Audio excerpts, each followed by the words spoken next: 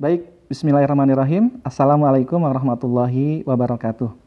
Perkenalkan, nama Bapak, Pak Indra Dodo Saputra, asal dari Bandung, lulusan S2 Pendidikan Biologi UPI, Universitas Pendidikan Indonesia.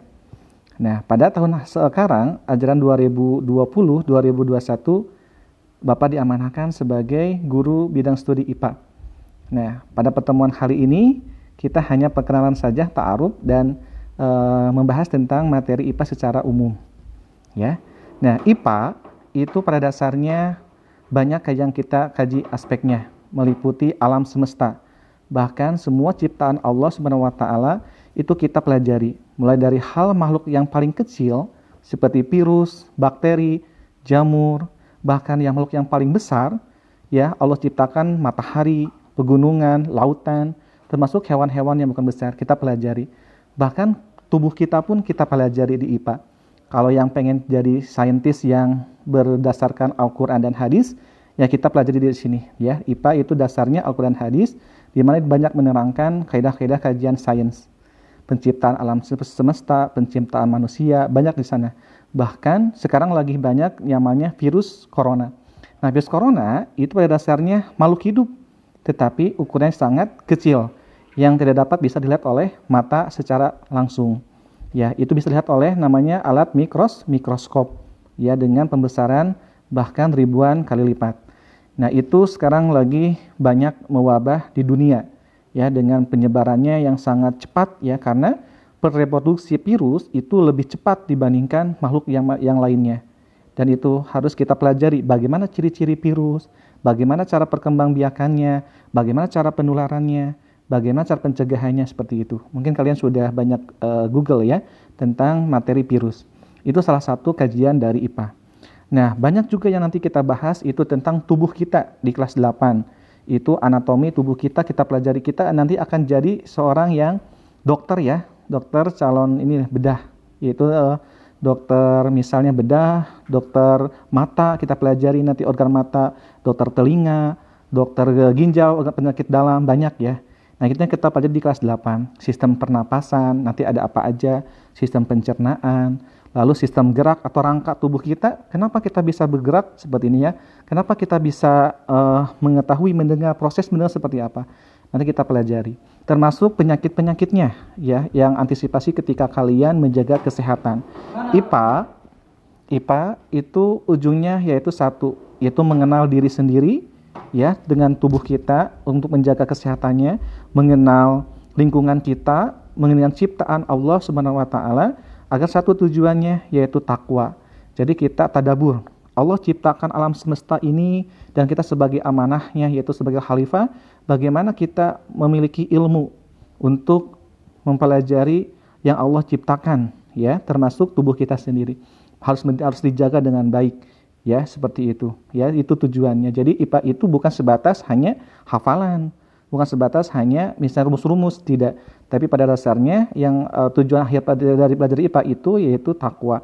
Atau kalian menjadi lebih banyak pengetahuannya, wawasannya, lalu keterampilan kalian, ya, lalu termasuk sikap yang nantinya sama dan menjadi lebih soleh dan solehah. Soleh, ya. Pada dasarnya seperti itu. Nah, kajian dari IPA itu banyak. Ya, banyak yang kita pelajari untuk hari ini. Biasanya di SMP itu IPA itu ada 4. Ya, yang pertama itu ada IPA, bagian-bagian IPA itu ada IPA kimia, lalu ada fisika, ilmu bumi dan antariksa, lalu biologi. Itu kajian dari bidang ilmu IPA. Mungkin kelas 8, kelas 9 sudah pernah belajar bagaimana di IPA itu tentang biologinya, tentang tumbuhan, ya, makhluk hidup di dalamnya, lingkungan, ekosistem, hewan-hewan, termasuk tubuh kita itu biologi. Jadi ilmu yang mempelajari tentang makhluk hidup dari yang terkecil sampai yang ukuran sangat besar, ya, itu makhluk hidup. Nanti kita belajar untuk kelas 7, penggolongan makhluk hidup ada apa aja. Ada yang makhluk hidupnya misalnya nanti kita kategorikan. Tumbuhan pun ada banyak, tumbuhan tingkat tinggi, tingkat rendah, dan hewan pun sama. Kita nanti bedakan hewan yang bertulang belakang, yang tidak bertulang belakang. Adalah hewan di laut, yang di air, maupun di daratan. Yaitu kita pelajari di ilmu biologi. Nah, selanjutnya, kajian dari IPA itu ada ilmu kimia. Ya, kimia ini cakupan di SMP sedikit ya. Kajian ilmu kimia itu tentang reaksi-reaksi kimia. Ya. Nanti kita akan belajar tentang ini ya, praktek uji makanan ya. Bagaimana misalnya makanan itu apakah yang mengandung ada zat pewarna, pemanis atau pengawet. Kita bisa nanti identifikasi dengan praktikum sederhana ya. Bisa menggunakan bahan-bahan alami ya, seperti kunyit.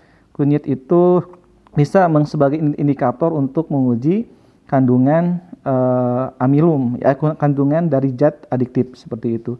Itu untuk kimia. Fisika, nah itu juga sama, banyak kita bahas tentang ilmu-ilmu fisika, yaitu tentang kelistrikan, ya, tentang gerak, ya, bagaimana fisika ini termasuk di rumah kita. Listrik sebagai sumber energi yang sangat diperlukan oleh manusia. Termasuk kita, ya, kalian sebagai pelajar itu menggunakan listrik. Bagaimana listrik itu semua untuk bidang pendidikan, ekonomi, ya banyak ya. Sekarang juga lalu ada ilmu bumi dan antariksa. Nah, ini yang berminat untuk jadi astronot bisa nih tentang ilmu antariksa, tentang bumi ya. Bagaimana itu bumi, lapisan bumi, bagaimana perubahan bumi, itu dipelajari di ilmu bumi dan antariksa. Itu semua dalam semua ruang lingkup alam semesta itu kajiannya sains. Ya, cuman di SMP masih dalam ruang lingkup IPA terpadu. Nanti mungkin kalian ketika di SMA itu akan terpisah, nanti biologi belajaran sendiri, fisika, kimia, dan ilmu bumi antariksa. Seperti itu untuk klasifikasi kajian dari IPA. Ya. Nah, pada dasarnya IPA ini kita belajar tentang menggunakan metode khusus, yaitu metode scientific method. Ya, itu misalnya ilmu IPA itu tidak bisa misalnya hanya menebak-nebak, karena itu harus berupa pakai metode ilmiah, harus berdasarkan fakta. Fakta itu artinya yang terjadi. Misalnya gini, kenapa bisa terjadinya hujan? Itu kan nggak bisa misalnya, karena nggak bisa menduga. Itu harus ada fakta ilmiahnya. Itu karena misalnya ada proses penguapan, mulai dari perairan daratan, sungai, lautan itu menguap, lalu menggumpal menjadi awan, lalu menghasilkan nanti ditiup oleh angin, lalu menghasilkan hujan. Termasuk itu siklus ya, siklus rantai makanan sama. Sok bayangkan ketika misalnya sampah yang di zaman Nabi Musa atau zaman Nabi Adam, sampah masyarakat, misal bekas makanannya, apakah itu sampah organik yang bisa terurai, maupun sampah anorganik itu kalau misalnya tidak terurai, bayangkan ini akan menjadi gunung-gunung sampah. Tapi Allah ciptakan salah satu makhluk hidup, yaitu jamur dan bakteri untuk mengurai. Cacing termasuk sebagai pengurai organik, sampah organik. Makanya tidak terjadi penumpukan sampah yang banyak. Tetapi ada satu jenis sampah anorganik seperti plastik, ya, logam, itu susah terurai. Itu butuh ribuan bahkan misalnya lama untuk proses penguraiannya. Makanya belajar IPA itu belajar bisa untuk sebagai ilmu lingkungan ya. Bagaimana kalian menjaga lingkungan agar tetap bersih, menjaga tetap buang sampah pada tempatnya, menjaga hal-hal yang misalnya tidak merusak alam semesta ataupun alam lingkungan. Itu berarti benar belajar IPA-nya. Tidak sebatas hanya hafalan maupun rumus-rumus, belajarnya seperti itu ya. Itu sikap dari IPA. Itu ya. Nah, itu kajian-kajiannya. Lalu apa sih metode ilmiah itu, Pak? Metode ilmiah itu digunakan oleh para saintik untuk mengungkapkan suatu fenomena. Ya, fenomena yang terjadi di sekitar. Misalnya itu adanya masalah, yaitu masalah, jadi dia mengungkapkan metode ilmiah. Metode ilmiah itu dipakai untuk mengungkapkan permasalahan yang menghasilkan solusi. Apakah itu solusi teknologi nantinya atau alat ya. Seperti contohnya banyak hal. Di dunia kedokteran itu berkembang scientific, di mana misalnya terjadi suatu banyak virus-virus yang yang muncul, flu burung, ya corona, ya dulu ada virus SARS, lalu virus yang lainnya. Itu kan para ilmuwan juga melihat bagaimana virus ini berkembang biak, lalu mereka membuat namanya vaksin. Vaksin itu untuk pencegahan agar tidak menular lebih banyak ke sesama manusia. Nah, vaksin itu tidak sembarangan, mereka menguji terlebih dahulu di laboratorium. Ya, apakah langsung sampelnya oleh manusia, bisa ke hewan dulu, ya, itu nanti berdasarkan kaidah-kaidah dalam saintifik. Gak bisa manusia sebagai uji sampel pada ilmiah. Itu sudah diatur oleh beberapa negara. ya, itu untuk menghasilkan apa namanya, solusi dari permasalahan dari penyakit-penyakit yang ada di misalnya dunia, seperti itu. Itu nanti ilmunya tentang farmasi ya, ilmu tentang obat-obatan. Nah, gitu sama. Jadi itu bisa diungkap oleh menggunakan metode ilmiah. Metode ilmiah biasanya Bapak untuk kelas 89 kita mereview ya materi yang dulu kalian mungkin pernah dengar. Biasanya Bapak dengan singkat dengan MOHEC. Apa itu MOHEC?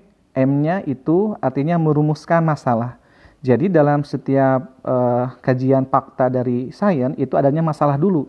Misalnya apakah itu masalah di bidang pertanian, apakah itu masalah di bidang tubuh kita penyakit, masalah misalnya di bidang peternakan, itu kajiannya kan IPA, lingkungan, termasuk permasalahan di lingkungan, misalnya sampah, ya itu kan ilmu lingkungan, seperti itu. Ya, itu adanya merumuskan masalah terlebih dahulu. Misalnya nih kalian ada contoh sederhananya gini, misalnya kalian misalnya bercocok tanam, ya masalahnya ketika menanam jagung, misalnya kalian ada yang tumbuhnya cepat dan menghasilkan buah cepat, ada juga yang tumbuhnya lama misal atau bahkan mati si jagungnya. Nah, itu kan permasalahan. Kenapa misalnya yang satu bisa tumbuh cepat dengan subur dengan menghasilkan buah yang banyak, tetapi yang satu lagi kok bisa cepat mati dan tidak menghasilkan buah. Nah, itu banyak faktornya. Ya, makanya menduga-duga ya apakah itu faktornya bisa karena kekurangan air, salah satu unsur yang penting di dalam makhluk hidup, atau kekurangan unsur hara, zat makanan oleh tumbuhan, atau misalnya karena penyakit tumbuhan juga ada, ternyata tidak di manusia aja. Tumbuhan pun bisa berpenyakit oleh virus maupun serangga ya, makhluk hidup kecilnya. Itu juga hama namanya. Hama dan gulma biasanya. Ya makanya kalau para petani mungkin sudah tahu gimana misalnya hama dan gulma oleh bidang petani padi ya seperti itu. Nah, kalian nanti ketika merumuskan masalah seperti itu, lalu tadi itu yang kedua melakukan MOHEC. O-nya observasi, lalu pengamatan.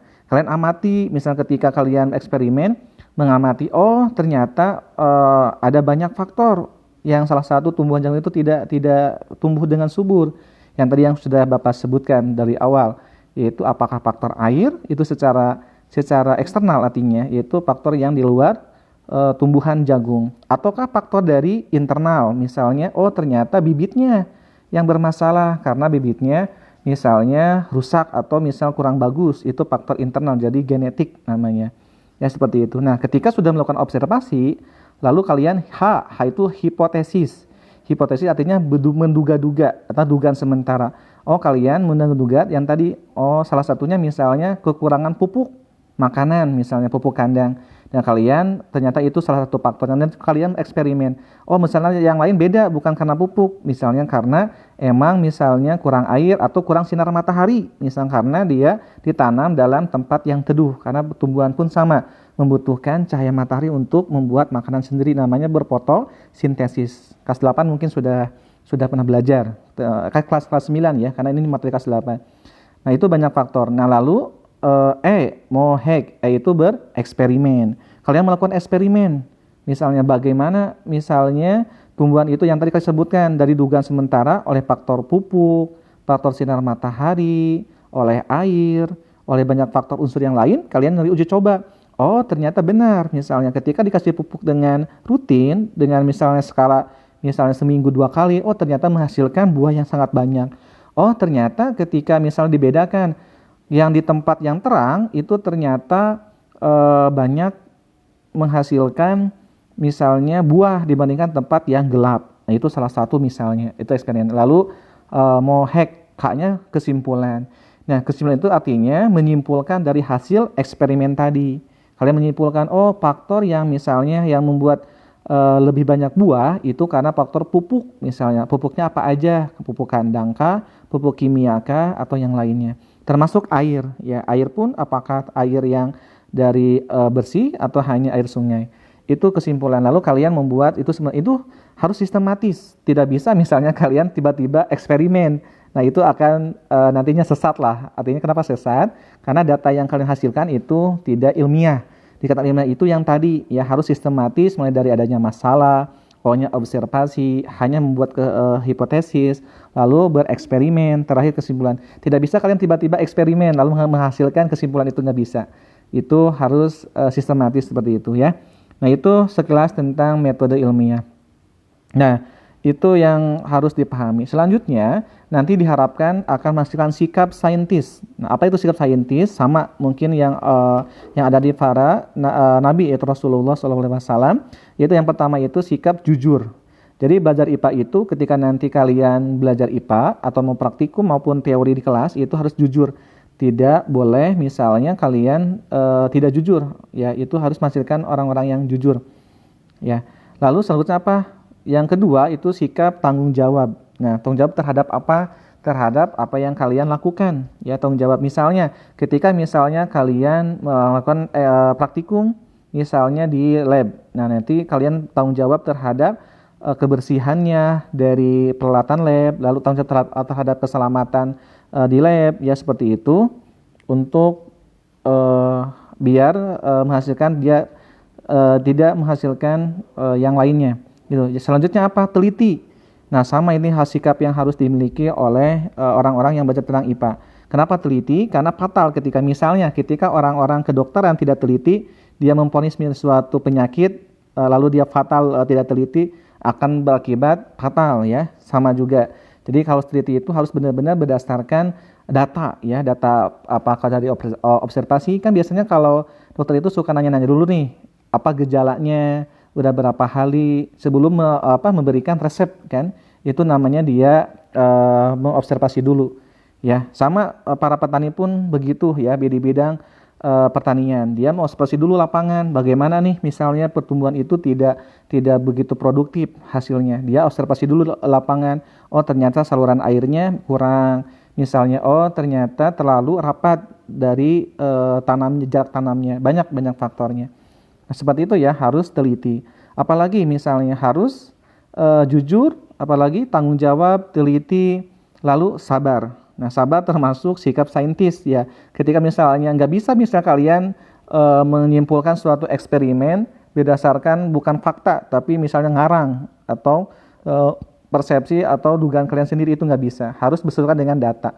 Ya, itu harus sabar. Misalnya ketika melakukan eksperimen, apakah itu dalam waktu yang lama atau sebentar, itu harus sabar. Karena harus sesuai dengan keadaan ya. Tidak bisa dimanipulasi atau misalnya diduga-duga, ditebak-tebak, nggak bisa. Harus berdasarkan fakta yang ilmiah. Itu ya, itu sekilas tentang sikap saintis. Bisa tanggung jawab, jujur, lalu sabar, teliti, dan misalnya objektif. Objektif itu berdasarkan fakta yang ada, tidak berdasarkan opini. Kalau opini kan misalnya pendapat kalian, itu nggak bisa di dalam ilmu IPA. Berdasarkan pendapat, harus berdasarkan fakta yang ada. Ya.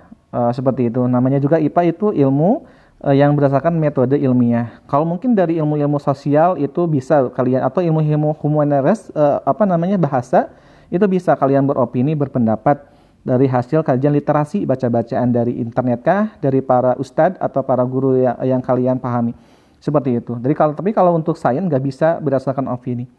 Seperti itu ya. Jadi diharapkan semuanya bisa memiliki sikap saintis ya, sama aja ya, kayak amanah, tablik, jujur gitu, sama ya, harus seperti ini. Itu tujuan dari belajar IPA.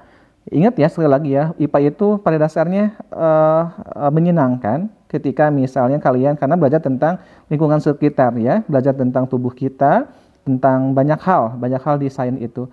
Bahkan kalian juga pun sama ketika kecil, SD pun yang mengalami belajar IPA itu banyak faktornya. Oke, itu ya. Jadi selanjutnya itu tentang manfaat IPA. Apa sih manfaat belajar IPA?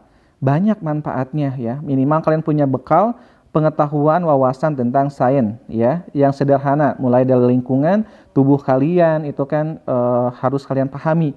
Misalnya, oh saya dulu belajar tentang pencernaan, bagaimana menjaga biar tidak berpenyakit, misalnya diare, misalnya flu, influenza, atau misalnya belajar tentang sistem darah misalnya. Itu harus sama ya, harus, jadi kalian tahu gimana proses dalam tubuh kita, adanya sel ya, mungkin nanti kelas 7 akan belajar tentang sel, satuan terkecil di dalam tubuh kita, tetapi dia menyatu menjadi jaringan, ya, jaringan akan menyatu menjadi sebuah organ. Organ yang paling penting dia organ kita apa? Jantung. Ya, bayangkan kalau kalian misalnya 1 detik aja jantungnya berhenti, ya itu artinya meninggal ya. Jantung itu salah satu organ dari kumpulan jaring-jaringan. Nanti kita belajar ada apa jaringan, selnya apa aja. Lalu jantung membentuk, misalnya organ membentuk apa? Sistem organ. Bagaimana misalnya nggak bisa dikatakan sistem pencernaan kalau misalnya ususnya bermasalah. Jadi adanya sistem pencernaan itu mulai dari mulut, ya, proses makanan dikunyah, lalu tenggorokan, ya, saluran ke lambung. Lambung ada enzim, bakteri di sana, proses menghasilkan nanti zat makanan, lalu diserap oleh usus halus, lalu nanti akan dicerna oleh usus besar, lalu mengeluarkan kotoran, ya, yaitu sisa ampas yang tidak ditubuhkan oleh tubuh. Begitupun sama sistem di pernapasan, ada paru-paru, ya, ada hidung, ada sistem darah, ya, bagaimana darah diedarkan ke otak, ke semua tubuh kita, ada sistem rangka, bagaimana kita bisa berjalan tegak, adanya rangka, adanya otot, adanya persendian. Itu kan salah satu kerjasama yang berkesinambungan. Satu aja misalnya tidak berfungsi, fatal akibatnya. Kita akan mengalami sakit, ya. Kita akan berobat ke dokter, seperti itu. Jadi diharapkan itu manfaat itu banyak. Harapkan kalian menjaga kesehatan juga. Dari akhir belajar IPA itu menjaga kesehatan, seperti itu, ya. Apalagi manfaat IPA. Nah itu, lalu manfaat IPA itu kalian mengetahui proses penciptaan Allah, ya. Allah ciptakan proses Allah ciptakan alam semesta, ya. Lalu kita makhluk hidup, benda mati pun kita pelajari. Air, ya, kita pelajari struktur batu, ya. Struktur batu, apalagi lapisan-lapisan atmosfer udara pun kita pelajari. Seperti itu, ya. Jadi menambah kalian tentang tadabur. Allah ciptakan semua ini, kita jaga dengan baik, ya, dengan baik, jangan merusaknya. Jangan sampai kalian belajar IPA tiba-tiba kalian main misalnya ke taman atau ke tetangga atau yang lainnya, tiba-tiba metik tumbuhan tetangga tanpa tiba-tiba, itu nggak boleh, karena itu bukan kurang baik lah, seperti itu, ya. Itu manfaat. Apalagi manfaat yang IPA itu. Nah, kalian sebagai bekal untuk kalian nanti mengetahui berbagai banyak hal, ya, seperti atau bekal untuk kalau yang berminat menjadi seorang dokter yang punya jiwa Islam yang baik, ya, yang bagus, itu bisa bekal untuk kalian. Dokter yang misalnya khusus bagaimana misalnya kedokteran itu lebih banyak untuk sesama. Apalagi banyak ilmu teknik juga sama dari IPA. Ya, itu orang-orang mungkin juru profesi yang dasarnya dari IPA. Nah, itu saja dari Bapak. Hari ini hanya perkenalan ruang lingkup IPA, ya. Tadi tentang hakikat IPA, lalu klasifikasi IPA, mulai dari bagian-bagian IPA itu ada apa aja. Ada IPA itu digolongkan menjadi ilmu biologi, kimia, fisika, ilmu bumi, dan antariksa. Nah, selanjutnya klasifikasi, ya, lalu metode ilmiah. Metode ilmiah itu apa aja yang tadi sudah dibahas? Itu ingat MOHEK. M-nya merumuskan masalah. Lalu E-nya, O-nya observasi, lalu H-nya berhipotesis. Lalu E-nya eksperimen, K-nya kesimpulan.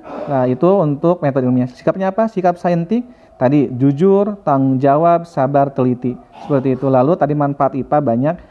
Contohnya untuk kalian menjaga kesehatan, ya, menjaga ilmu-ilmu di sekitar kita, ya. Allah ciptakan alam semesta, seperti itu, ya. Sekian dari Bapak hari ini, ya. Jazakallahu khairan katsiran, semoga ada manfaatnya. Nanti kita ketemu lagi minggu depan, masing-masing materi IPA yang berbeda-beda, mulai dari kelas 7, 8, dan 9. Kita mulai ke materi. Hari ini hanya perkenalan ruang lingkup IPA, ya. Nanti Bapak ketemu lagi di tugas e-learning. Nanti ada kalian harus baca yang sudah dibagikan buku-buku IPA-nya. Ya, akhir kalam kita doa dengan kafaratul majlis. Subhanakallahumma wa bihamdika astaghfiruka wa atubu ilaik. Wassalamualaikum warahmatullahi wabarakatuh.